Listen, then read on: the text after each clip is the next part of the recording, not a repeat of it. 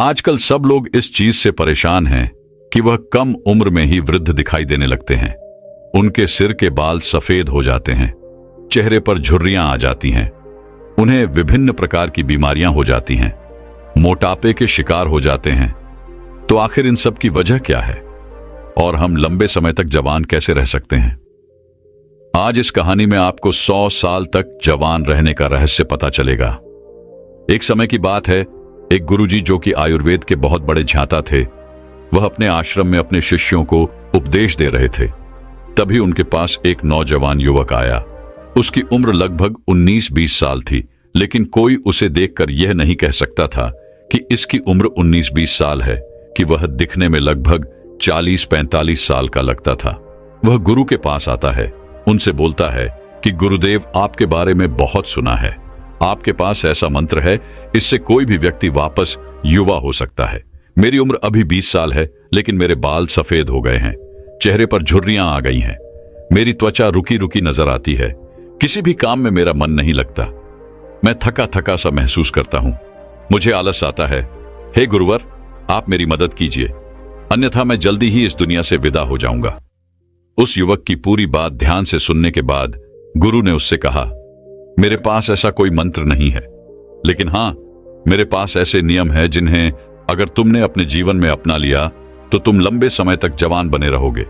ना तो तुम्हें थकान होगी, ना तुम्हें आलस आएगा, ना तुम्हारी त्वचा की जो चमक है वह गायब होगी।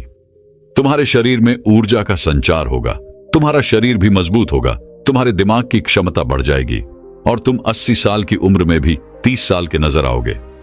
गुरु की बातें सुनकर वह युवक बोला, मैं हर नियम का पालन करने को तैयार हूं, आप मुझे बस वह नियम बताइए। तब गुरु ने उससे कहा कि बेटा, मैं स्वयं भी इन नियमों का पालन करता हूं, तभी तो आज मुझे 120 साल हो गए, लेकिन आज तक मुझे कभी भी किसी भी प्रकार की कोई बीमारी नहीं हुई और आज भी मैं हर कार्य को आसानी से कर पाता हूं। मुझे कभी थकावट नहीं होती है, कोई आलस नहीं आता है, मैं हमेशा ऊर्जा से भरा रहता हूं। अब जो नियम मैं तुम्हें बताऊंगा उन्हें तुम ध्यान से सुनो और उनका पालन अपने जीवन में करो। 1 महीने के अंदर अंदर तुम युवा और ऊर्जा से भरपूर हो जाओगे। फिर गुरु ने उस युवक को पहला नियम बताया और कहा कि बेटा, सबसे पहला काम तुम्हें यह करना है कि तुम्हें सुबह जल्दी ब्रह्म मुहूर्त में उठना है, यानी कि तुम्हें 4 से 5 बजे के लगभग उठ जाना है। तुमसे 4 बजे नहीं उठा जाता तो तुम 5 बजे उठ जाओ। ब्रह्म मुहूर्त में उठने से तुम्हें दिव्य शक्तियां प्रदान होगी। उस समय जो भी तुम उन शक्तियों से मांगोगे वह तुम्हें अपने जीवन में जरूर मिलेगा। उस समय उठने से तुम्हारी बुद्धि तीव्र होगी। तुमने देखा होगा कि जितने भी महात्मा थे, जितने भी संत थे, जितने भी मुनि हुए, वह सुबह जल्दी उठ जाते थे, तभी तो वह जो भी चाहते थे वह सब कर पाते थे। ब्रह्म मुहूर्त में एकदम शुद्ध हवा होती है, जो कि हमारे शरीर के लिए बहुत ही अच्छी होती है। जब वह हवा हमारे भीतर आती है तो हमारे हर एक अंग स्वस्थ कर देती है। दूसरा नियम जो तुम्हें ध्यान में रखना है वह यह है कि ब्रह्म मुहूर्त में उठने के बाद तुम्हें योग प्राणायाम करना है। योग और प्राणायाम तुम्हारे शरीर को मजबूत और तुम्हें स्वस्थ रखते हैं। योगा करने से तुम्हारा शरीर मजबूत होता है और प्राणायाम करने से तुम्हारा मन मजबूत होता है और मन प्रसन्न रहता है, और जिसका मन प्रसन्न रहता है उसका तन प्रसन्न रहता है और वह लंबे समय तक जवान बना रहता है। आपको लगभग 40 मिनट तक योगा करना है और लगभग 20 मिनट तक प्राणायाम करना है, यानी कि ध्यान करना है। ध्यान आपको सभी प्रकार की चिंता तनाव से मुक्त रखता है। जो व्यक्ति चिंता और तनाव से मुक्त हो गया तो समझो उसके जीवन में खुशियां ही खुशियां हैं। चिंता और तनाव व्यक्ति को कम उम्र में ही बूढ़ा कर देती है, इसीलिए सबसे पहले इससे दूर रहो।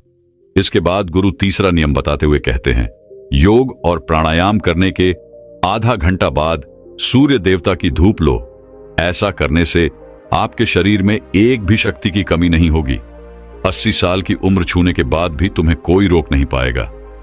यह जो सूर्य की धूप है यह हमारे लिए बहुत जरूरी है। अगर 3 दिन तक सूर्य निकले ही ना तो धरती मरना शुरू हो जाएगी। पेड़ पौधे, पशु पक्षी, जीव जंतु, हर एक चीज सूर्य की ताकत को पाते हैं। हम जो ऑक्सीजन ले रहे हैं वह भी सूर्य की वजह से ही ले रहे हैं। हम जो भोजन करते हैं वह भी सूर्य की वजह से ही कर पाते हैं। हमारी हड्डियों में जो जान है वह भी सूर्य की वजह से है। हमारा दिमाग जो बहुत तेजी से काम करता है वह भी सूर्य की वजह से ही करता है। इसीलिए बड़े बड़े संत महात्मा सुबह उठकर सूर्य नमस्कार करते हैं, पूजा करते हैं। पूरी धरती इसी से वरदान पा रही है। जैसे आप अपने मोबाइल को चार्ज करते हैं, सूर्य आपको चार्ज करता है। यहां से आपके शरीर में शक्ति आती है। लेकिन आजकल लोग धूप में जाना पसंद नहीं करते हैं। उनका कहना है कि हमारी त्वचा खराब हो जाएगी, हमारी त्वचा का रंग काला पड़ जाएगा। लेकिन सूर्य की वजह से ही हम सब हैं, और हमारी खूबसूरती का जो राज है वह सूर्य ही है। सूर्य की वजह से यह दिमाग चलता है और आप इसी दिमाग से सोचते हैं। सूर्य की धूप हमारे लिए नुकसानदायक है, लेकिन परमात्मा ने पहले से ही उसके ऊपर फिल्टर लगा के भेजा है। जिस तरह की रोशनी की जरूरत आपको है, उसी तरह की किरणें आपको सूर्य से मिलती है। हमारे पूर्वज सूर्य स्नान को महत्व देते थे, इसीलिए रोजाना आधे घंटे सूर्य की धूप लेना शुरू कर दो। आपको बीमारियां कभी नहीं होगी और आप लंबे समय तक युवा बने रहेंगे। इसके बाद गुरु चौथा नियम बताते हुए कहते हैं, अच्छा और सात्विक भोजन करो और इच्छा से थोड़ा कम खाओ। हमें भोजन में ज्यादा से ज्यादा फल और सब्जियों का उपयोग करना चाहिए और कम मसालेदार चीजों का प्रयोग करना चाहिए, क्योंकि फल और सब्जियों को पचाने में मात्र 5 से 6 घंटे लगते हैं। वहीं अनाज को पचाने में 10 से 15 घंटे लग जाते हैं। लेकिन आजकल लोग जो हैं वह सात्विक भोजन खाना भूल गए हैं। उनको सात्विक खाना घास लगता है। वो जब देखो पिज्जा बर्गर खाते रहते हैं, चाउमीन, ऐसी चीजें खाते रहते हैं जो हमें नुकसान पहुंचाती है। उनको ठूस ठूस के खाते रहते हैं। जो चीज वाकई में घास फूस है उनको तो वह खा रहे हैं, और जो चीजें हमारे स्वास्थ्य के लिए लाभदायक हैं उनको वह छोड़ रहे हैं। आपको पता है पिज्जा बर्गर, इनको पचाने में कितना समय लगता है? इनको पचाने में लगभग 8 से 10 घंटे का समय लगता है। और तो और कई बार हम लगातार इनको खाते ही रहते हैं, तो ये हमारे पेट में पच ही नहीं पाते हैं और फिर ये वहीं पर पड़े पड़े सड़ने लगते हैं। और जब यह सड़ने लगते हैं तो वहां पर बहुत सारे बैक्टीरिया उत्पन्न कर देते हैं, और फिर वह बैक्टीरिया हमारे पूरे शरीर में जाते हैं। जहर थोड़ा सा ही हो, लेकिन थोड़ा सा जहर आपको मृत्यु की सैया पर ले जा सकता है। जब हम 10 लीटर दूध में कुछ बूंद दही की डाल देते हैं तो वह पूरा का पूरा दूध दही में परिवर्तन हो जाता है। जो दही में बैक्टीरिया थे वो पूरे 10 लीटर दूध में मिल जाते हैं और 10 लीटर दूध को दही में परिवर्तन कर देते हैं। वैसे ही थोड़ा सा खराब भोजन हमारे शरीर में फैल जाता है, जिससे आपको विभिन्न प्रकार की बीमारियां होती हैं और आप उम्र से पहले ही बूढ़े नजर आने लगते हैं। ज्यादा मसाला आहार खाना खाने से किसी भी प्रकार की कोई ऊर्जा नहीं मिलती है, बल्कि यह खाना हमारी ऊर्जा को व्यर्थ कर देता है। क्योंकि जब हम ऐसा खाना खाते हैं तो इस खाने को पचाने में हमारी पूरी ऊर्जा व्यर्थ हो जाती है और हमें आलस आने लगता है, शरीर थका थका सा लगने लगता है। इसीलिए जितना हो सके सात्विक भोजन करो, क्योंकि ऐसे भोजन में ऊर्जा होती है। इसे पचाने में आपके शरीर की ऊर्जा भी ज्यादा व्यर्थ नहीं होती है, जिस वजह से आप ऊर्जा से भरपूर रहते हैं। और आपको एक बात और ध्यान में रखनी है, आपको भोजन करने का समय निर्धारित करना है। अगर आप शाम को 8 बजे भोजन खाते हैं तो अगली सुबह आपको 10 बजे ही भोजन करना है। ऐसा नहीं कि आप थोड़ी थोड़ी देर बाद कुछ खाते पीते हैं। जब हम थोड़ी थोड़ी देर में कुछ खाते पीते रहते हैं तो हमारा पहले वाला भोजन तो पचता नहीं है और हम ऊपर से दूसरा डाल लेते हैं, जिससे फिर वह हमारे पेट में सड़ता रहता है। हमें किसी भी प्रकार का लाभ नहीं पहुंचाता है।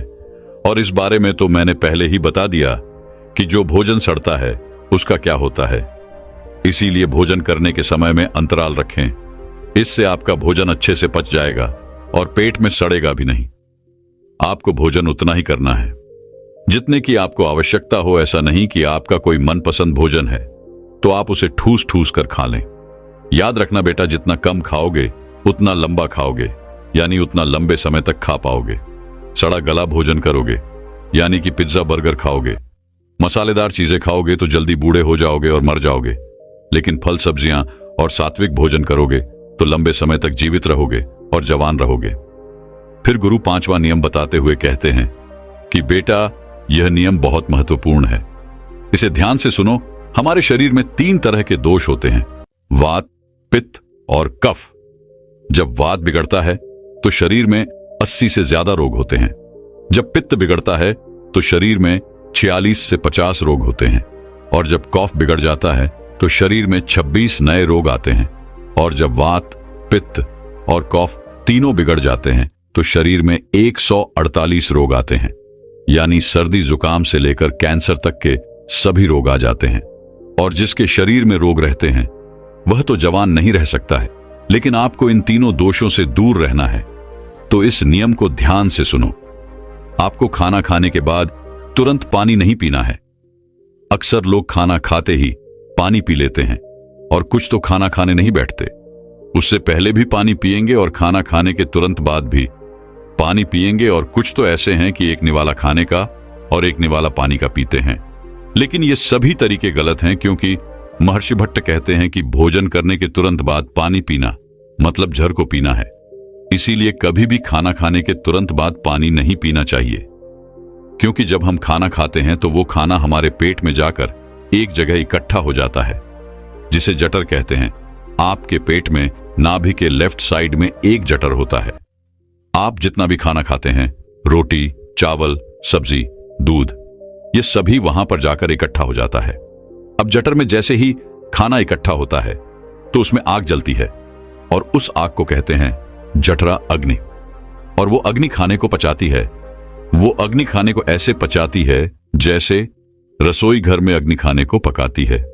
आपके रसोई घर में जब आप अग्नि जलाते हैं और उसके ऊपर दूध रखते हैं, उस दूध में थोड़े चावल डालते हैं, तो अग्नि जब तक जलती रहेगी तब तक खीर बनती रहेगी। ऐसा ही पेट में होता है। जैसे ही आपने खाना खाया, पेट में अग्नि जलती है, और जब तक अग्नि जलती रहेगी तो खाने को पचाने की प्रक्रिया भी चलती रहेगी। जैसे रसोई घर में खाना पकाते हैं, वैसे ही पेट में खाना भी पका है। उसी को पाचन क्रिया कहते हैं। लेकिन जैसे ही आपने खाना खाया और तुरंत गटागट पानी पी लिया और खूब ठंडा पानी पी लिया, बर्फ मिलाया हुआ पानी पी लिया, तो क्या अग्नि जलेगी या फिर बुझेगी? अग्नि के ऊपर पानी डालोगे तो अग्नि की पानी से दोस्ती तो है नहीं, दुश्मनी है। पानी अग्नि को बुझा देती है। तो आपने खाना खाया, उसके बाद आपकी जठराग्नि चलती है और आपने पीछे से गटगट पानी पी लिया, तो अब वो अग्नि जो है वो शांत हो गई। अब खाना नहीं पचेगा, वह पेट में पड़ा पड़ा सड़ता रहेगा और सड़ा हुआ खाना 100 से भी ज्यादा विष पैदा करेगा। और वह विष आपकी जिंदगी को नरक बना देंगे और आप जिंदगी भर बीमार पड़े रहेंगे और बूढ़े हो जाएंगे। कुछ लोग कहते हैं कि मुझे पेट में गैस बनती है, खाना हजम नहीं होता है, पेट में जलन रहती है।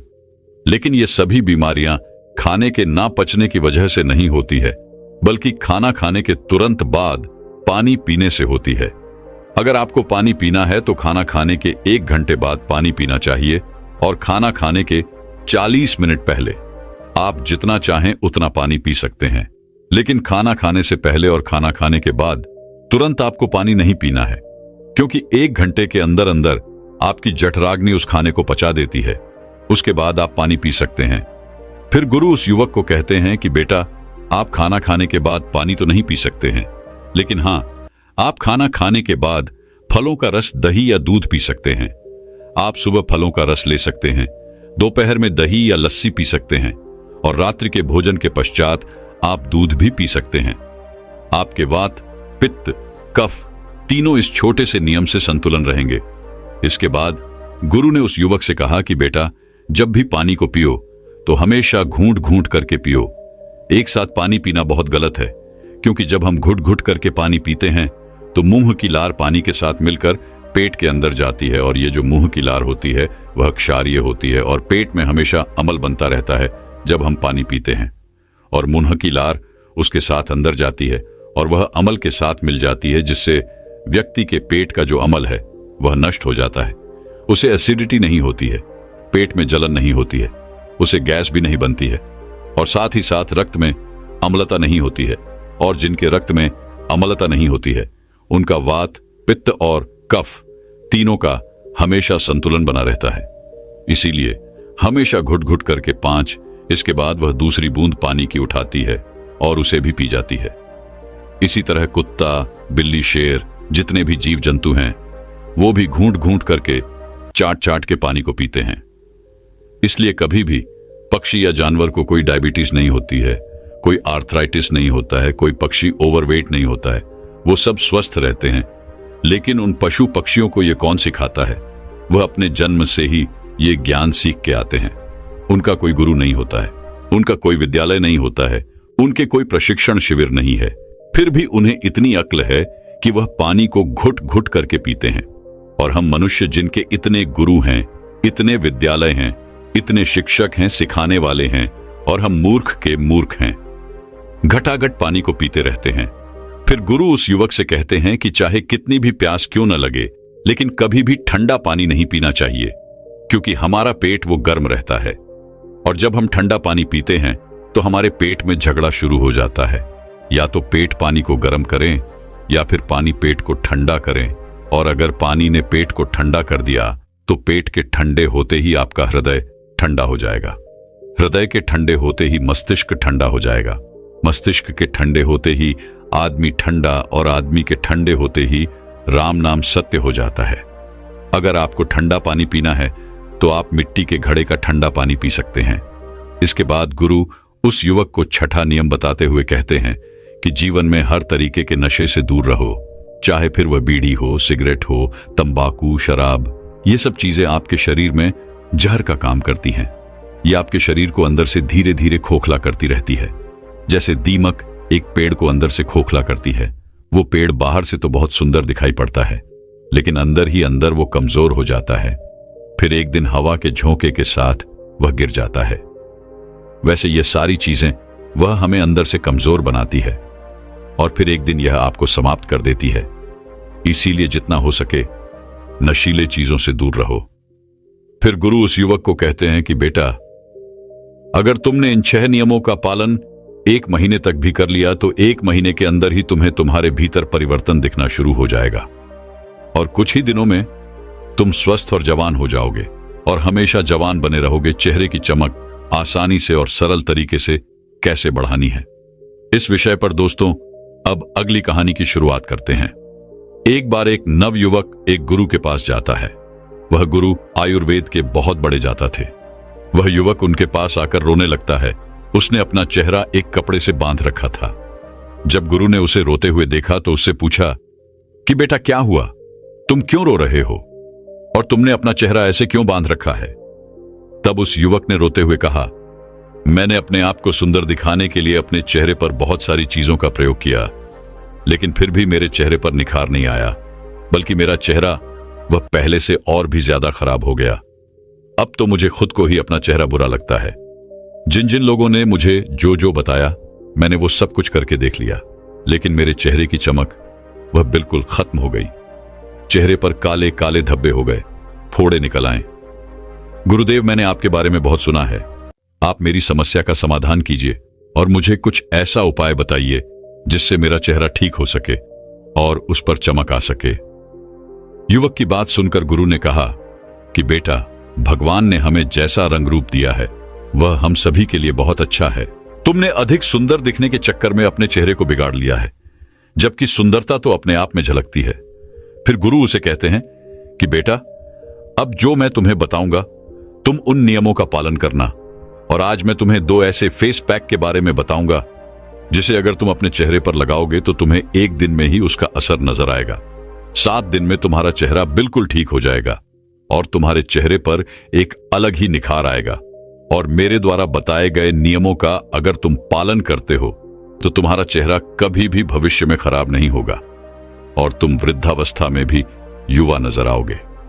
गुरु की बात सुनकर युवक ने कहा कि गुरुदेव, आपके बताए हुए नियमों का पालन मैं अवश्य करूंगा।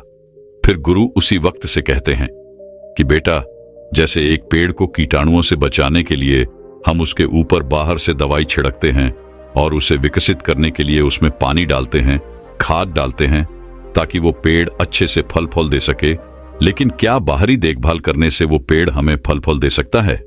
नहीं ना। वैसे ही हमारी त्वचा है, अगर हम इस पर बाहर से ही चीजों का उपयोग करेंगे तो ये ग्लो नहीं करेगी।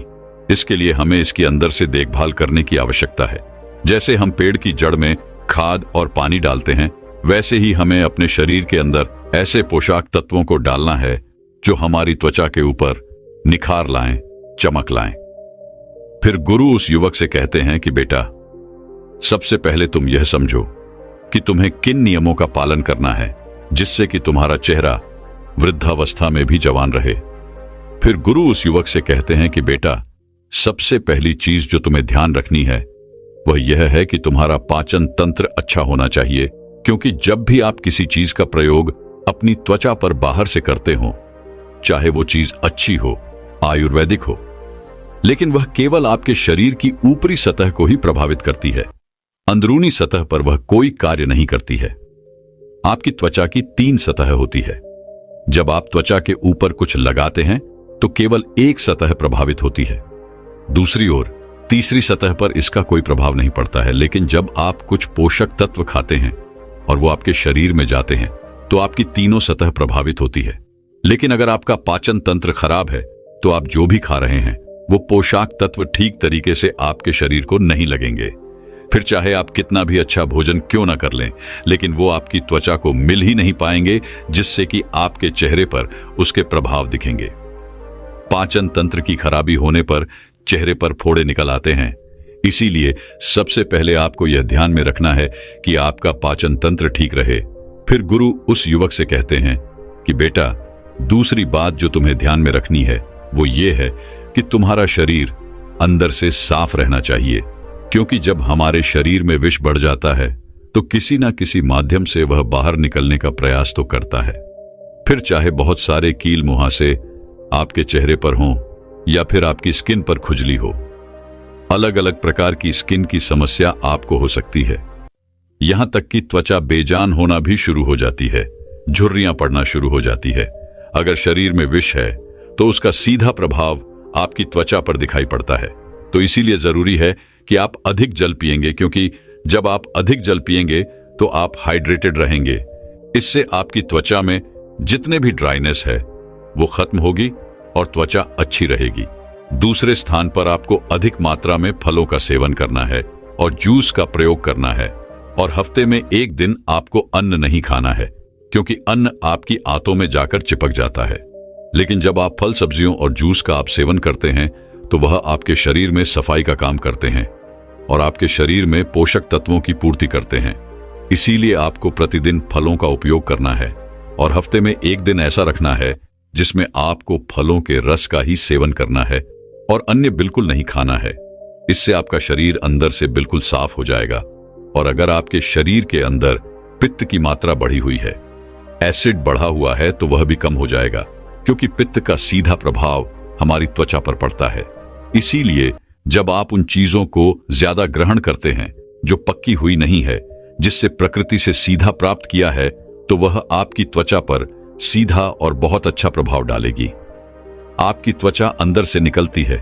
फिर गुरु उस युवक से तीसरा नियम बताते हुए कहते हैं कि आपको ठंडे पानी से नहाना है।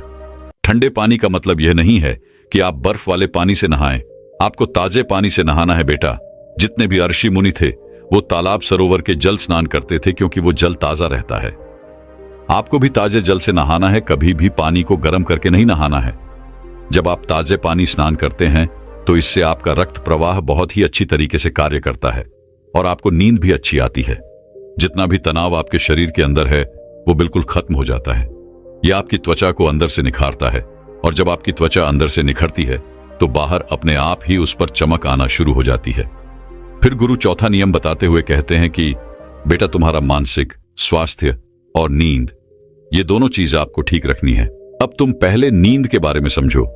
अगर आप 1 दिन भी ठीक से नहीं सोते हैं तो दूसरे दिन आपका चेहरा वह उतरा नजर आता है, और आप कुछ दिन नहीं सोते हैं तो आपके चेहरे पर डार्क सर्कल होना शुरू हो जाते हैं। चेहरा बेजान सा हो जाएगा, त्वचा रुकी लगेगी, क्योंकि नींद का सीधा प्रभाव आपके चेहरे पर, आपकी त्वचा पर पड़ता है। इसीलिए आपको नींद अच्छी तरीके से लेनी है।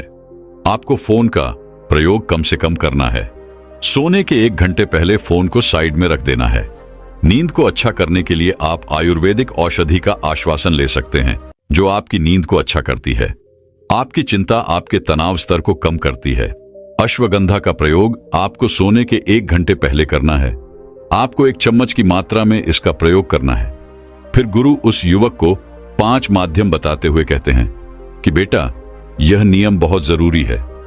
आप चाहे कितना भी व्यायाम कर लो, आप चाहे कितना भी अच्छा भोजन क्यों ना कर लो, आप कुछ भी कर लो, लेकिन अगर आपने ब्रह्मचर्य का पालन नहीं किया तो आपको अनेक समस्या होगी। आपका शरीर दुर्लभ हो जाएगा, आपकी ऊर्जा नष्ट हो जाएगी, चेहरे की चमक चली जाएगी, मानसिक स्थिति खराब हो जाएगी और आपका आचरण गलत हो जाएगा। जीवन में अनेक समस्याएं आ जाएंगी। इसीलिए सभी लड़के हों या फिर लड़कियां हों, उन्हें ब्रह्मचर्य का पालन करना चाहिए, क्योंकि जो व्यक्ति ज्यादा वासना में लिप्त रहता है उनको पता ही नहीं रहता कि वो अपने साथ गलत भी कर रहा है। फिर गुरु उस युवक को छठवां नियम बताते हुए कहते हैं कि बेटा, आपको खाली पेट सुबह चाय का प्रयोग करना बंद करना है। यह त्वचा के लिए आपकी बहुत अधिक हानिकारक हो सकता है। कैसे हो सकता है? देखें, आप खाली पेट चाय पीते हैं तो जो आपके पेट के अंदर की लाइनिंग होती है यह उसको प्रभावित करती है और वहां के सेल्स को यह खराब करना शुरू कर देती है, जिससे कि गैस्ट्रिक जूसिन का सिक्रीशन ठीक तरीके से नहीं हो पाता है और उसे आपके पाचन तंत्र पर भी नकारात्मक प्रभाव पड़ते हैं। आपका पाचन अच्छा नहीं होता है, भोजन करने का मन नहीं करता है। विशेष रूप से यह आपके शरीर में पित्त को बढ़ाता है। वात, पित्त, कफ, यह 3 दोष होते हैं। इनमें से आपके त्वचा को और बालों को सबसे अधिक पित्त प्रभावित करता है। जब आपके शरीर में एसिडिक प्रभाव पड़ना शुरू हो जाता है, एल्कलाइन इफेक्ट कम होना शुरू हो जाता है, तब उस स्थिति में आप अपनी त्वचा को ठीक नहीं रख सकते हैं। तो आपको करना क्या है कि सुबह खाली पेट चाय का प्रयोग करना बिल्कुल बंद करना है। इसके बजाय आपको सुबह उठना है, 2 ग्लास आपको गुनगुना पानी लेना है, बैठ करके या फिर मलासन में बैठ करके। इस पानी को आपको धीरे धीरे से पीना है। आप चाहे तो इस पानी में 2 चम्मच आंवले का रस डाल सकते हैं। आंवले में विटामिन सी पर्याप्त मात्रा में पाया जाता है और एंटी एजिंग के लिए विटामिन सी बहुत ही उपयोगी रहता है। तो इस चीज का आप प्रयोग करते हैं तो आपका जो मल है वह भी ठीक तरीके से बाहर आएगा। किसी को कॉन्स्टिपेशन की समस्या रहती है, उसे बहुत ही लाभ मिलेगा और यह आपके शरीर में अल्कलाइन इफेक्ट को बढ़ाएगा, एसिड को कम करेगा, पाचन को मजबूत बनाएगा और अनेक बीमारियों से आपको बचाएगा। फिर गुरु उस युवक को 7वां नियम बताते हुए कहते हैं कि बेटा, आपको गर्म पानी का भाप लेना है। इसके लिए आपको एक पात्र लेना है, उसमें गर्म पानी लेना है। गर्म पानी से जो भाप उठ रही है उसके ऊपर अपने चेहरे को लेकर के जाएं। ऊपर से एक तौलिया आप ढक लें। तो ये भाप जब ये आपके चेहरे के ऊपर पड़ेगे तो जो आपके रोम छिद्र हैं ये खुलने शुरू हो जाएंगे। साथ ही साथ जो आपके चेहरे की ब्लड वेसल्स हैं वह खुलने लगेगी और वहां पर ब्लड का सर्कुलेशन इंप्रूव होना शुरू हो जाएगा। इससे आपके चेहरे पर चमक आएगी और त्वचा जो बेजान होने लगी है वह सेल्स अच्छे से बेहतर तरीके से काम करना शुरू कर देंगे और इससे आपके चेहरे पर चमक आएगी। इस तरीके से आपको यह अभ्यास करना शुरू करना है। 1 मिनट तक, 2 मिनट तक ऐसा आपको करना है। उसके बाद आप दोनों हाथों को रब कर लें और अपने चेहरे पर अपने हाथों को 5 बार, 10 बार आपको रब करके रखना है। हाथों से जो यह ऊष्मा मिलेगी यह ब्लड का सर्कुलेशन बढ़ाएंगी, ब्लड का सर्कुलेशन इंप्रूव करेगी। इस 10 मिनट के कार्य से आपको इतना अच्छा प्रभाव पड़ेगा कि बहुत ही अच्छे लाभ इससे आपको देखने को मिलेंगे। फिर गुरु उस युवक को 7वां नियम बताते हुए कहते हैं कि बेटा, धूप की किरणों से बचे। आपके त्वचा में मेलोइनोसाइड नाम की कोशिकाएं होती हैं जो कि मेलानिन का सिग्रिएशन करती हैं, जो कि आपके बालों और आपके त्वचा के रंग को निर्धारित करता है। साथ ही साथ की मेलन आपको सूर्य की हानिकारक किरणों से भी बचाता है। जब आप तेज सूर्य की किरणों में जाते हैं और सीधा सूर्य की किरणों आपके चेहरे पर पड़ती है, विशेष रूप से 10 बजे से लेकर के 2 बजे तक जो समय होता है, इसकी जो किरणें होती हैं जब आपके त्वचा के ऊपर पड़ती है तो यह आपकी त्वचा को खराब करती है। अब त्वचा को बचाने के लिए मेलानिन की स्थिति बढ़ती है। यह आपकी त्वचा को प्रोटेक्ट करता है और आपका रंग सांवला होना शुरू हो जाता है। साथ ही साथ सामने ढंग से समस्या नहीं है। बात यह है कि यह जो अंदरूनी लेयर्स होती है आपकी स्किन की, उनको भी यह किरणें डैमेज करना शुरू कर देती हैं और आपकी स्किन होनी शुरू हो जाती है, बेजान होनी शुरू हो जाती है, रुचि शुरू हो जाती है। बेटा, अब मेरे कहने का अर्थ यह नहीं है कि बाहर ना निकलो, कार्य ना करो, घर पर बैठे रहो नहीं, आप जब बाहर निकलो तो आलू बुखारा का पत्ता लेकर के उसका गोदाम निकाल ले और उसको चेहरे पर मालिश कर ले अच्छे से। इससे आपके चेहरे पर एक प्रोटेक्शन लेयर चढ़ जाएगी और जो ये लेयर आपके चेहरे के ऊपर चढ़ेगी यह आपको सूर्य की हानिकारक किरणों से बचाएंगी और यह बहुत ही ज्यादा उपयोगी है। फिर गुरु उसी युवक से कहते हैं कि बेटा, अब मैं तुम्हें 2 ऐसे जादुई फेस पैक के बारे में बताता हूं जो तुम्हें अपने चेहरे पर लगाने हैं। इसे लगाने से 1 दिन के अंदर अंदर तुम्हें असर दिखाई देना शुरू हो जाएगा। इसे आपको सुबह नहाने से पहले लगाना है। इसे बनाने के लिए आपको 2 चम्मच मोटा पिसा हुआ बेसन लेना है। फिर उसमें कच्चा दूध डालना है। दूध की मात्रा बस इतनी रखनी है कि एक गाढ़ा पेस्ट बन जाए। फिर इसमें आपको 2 चुटकी हल्दी डालनी है।